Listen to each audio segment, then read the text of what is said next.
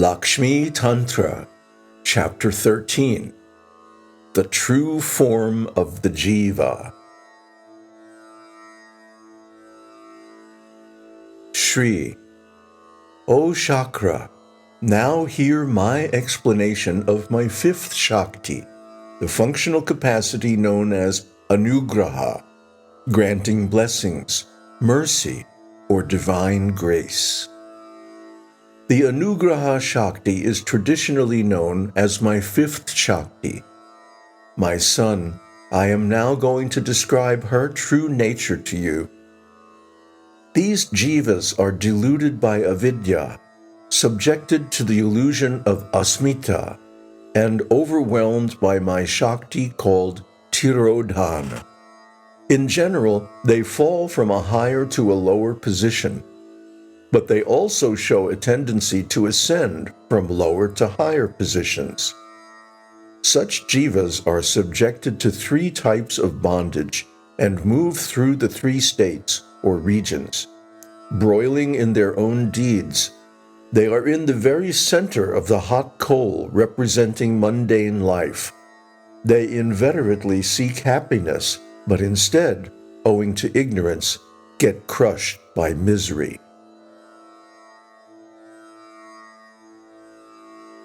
The movable and immovable beings continuously pass through an endless chain of births, inextricably enmeshed in the miseries of body, senses, mind, and intelligence. Through the results caused by their deeds, the jivas are ever subjected to recurrent birth and death, and undergo affliction through systematic effort or its absence, attempts to avoid misery, or to pursue happiness, as the case may be. These considerations engender in me endless compassion for these jivas. I obliterate their sins, and I, Shri, ensure that such jivas escape beyond the clutches of misery. This act of compassion is called anugraha, which is also referred to as the descent of the Supreme Shakti. Having received my grace, they are absolved from their karman. The jivas infused with my grace possess only apaschima, non-phenomenal bodies. Thus they are released from the consequences of their actions.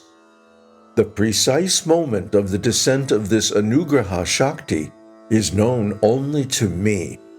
It cannot be brought about by human effort or by any other means. Solely through the arbitrary exercise of my own discretion do I sometimes look upon a certain individual with favor. Thenceforward, that individual becomes pure, and his antakarana, internal organ, becomes cleansed. And he, having reached the state of karma-shamya, pacification of karman, then confines himself to performing good deeds, to attaining knowledge of the Vedanta, to following the course of contemplation and meditation laid down in the Sankhya and Yoga scriptures, and through a correct understanding of Sattvata philosophy, becomes imbued with pure devotion for Vishnu.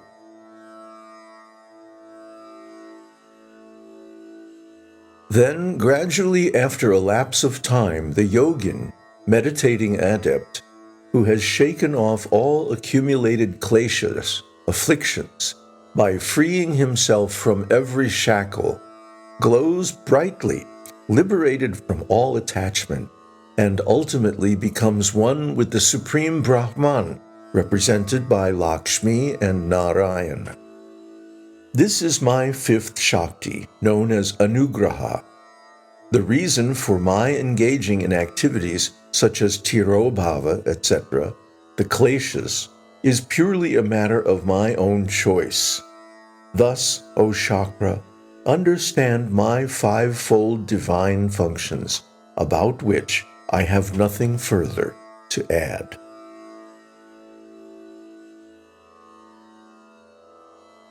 Shakra. I salute thee, who livest in the lotus. I salute thee, who shelterest in Narayana. I salute thee, eternal and flawless goddess, who art, as it were, the ocean of all blessings.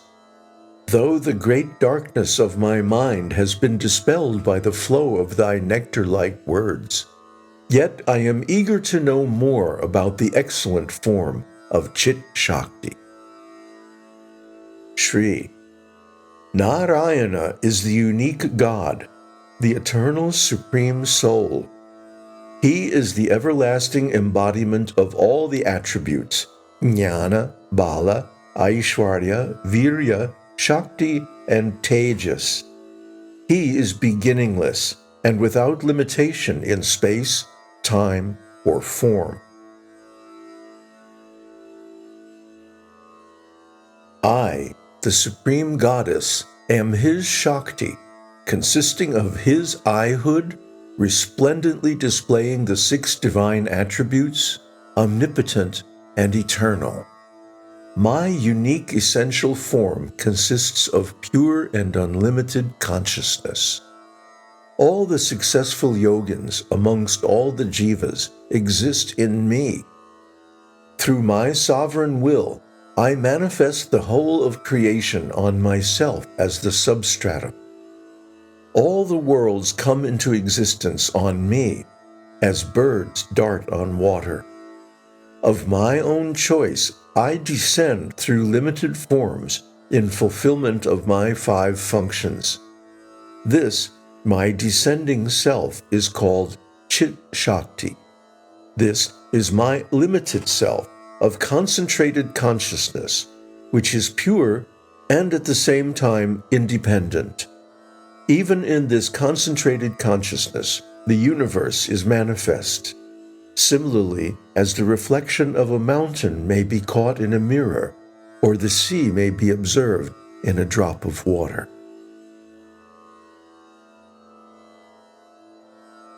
This limited manifestation of mine is transparent, ever shining like a diamond. As pure brilliance is the quality of the sun, so is consciousness its quality.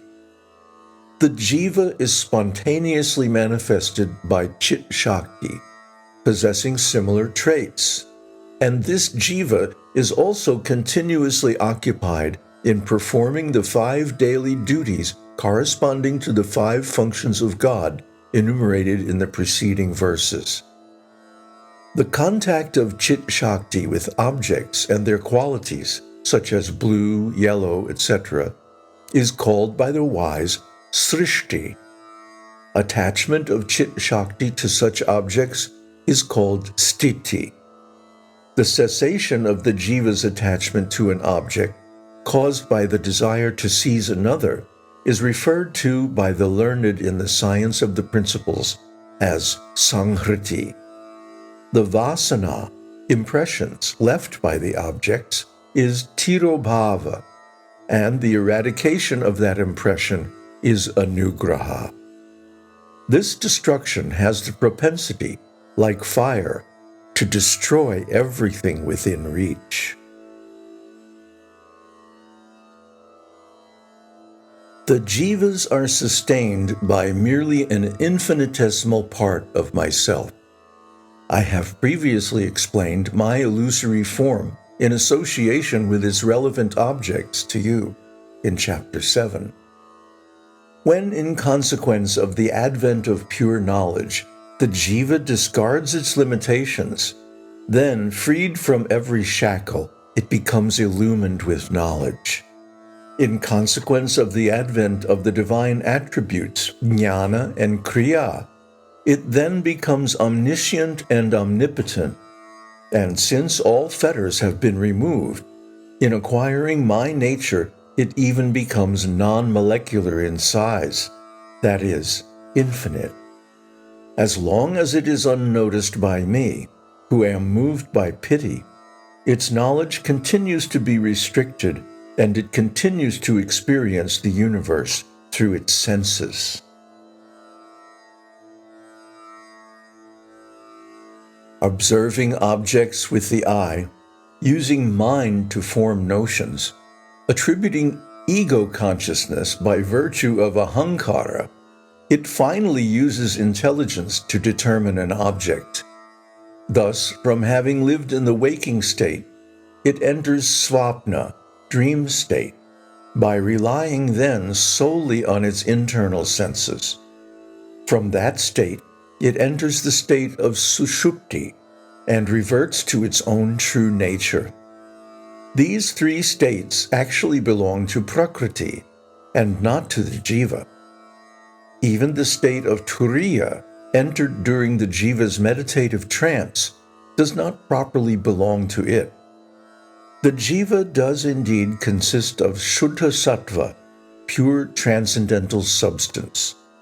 It is independent of all states, is unaffected by any attributes belonging to Prakriti, is unlimited by upadhis, limiting adjuncts, and is indivisible.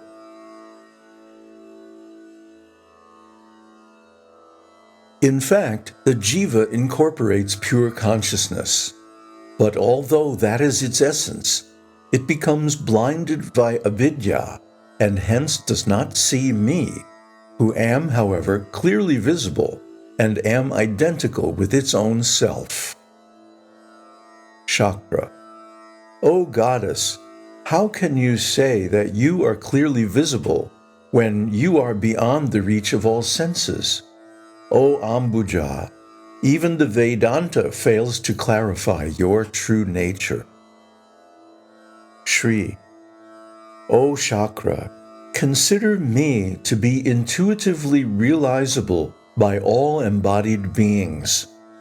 Now hear with attention my true nature.